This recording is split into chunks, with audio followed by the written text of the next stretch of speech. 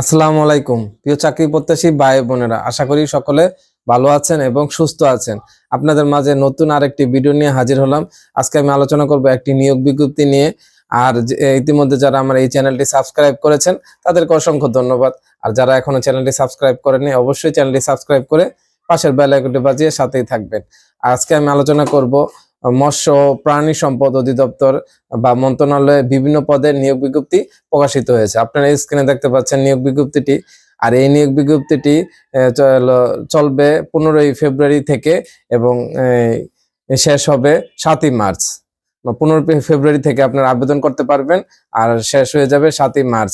এর মধ্যে আপনারা যে কোনো সময় আবেদন করে নেবেন। আর এখানে রয়েছে কম্পিউটার অপারেটর এবং ক্যাশ সরকার এবং অফিস সহায়কের বিভিন্ন পদ। আর আপনারা জানেন প্রতিনিয়ত এই পদগুলিতে নিয়োগ বিজ্ঞপ্তি প্রকাশিত হয়। আর এগুলিতে প্রচুর পরিমাণে নিয়োগ বিজ্ঞপ্তি প্রতি মাসেই থাকে। আপনারা সহজে বা চাইলেই এখানে আবেদন করে একটি সরকারি চাকরি নিশ্চিত করতে পারেন।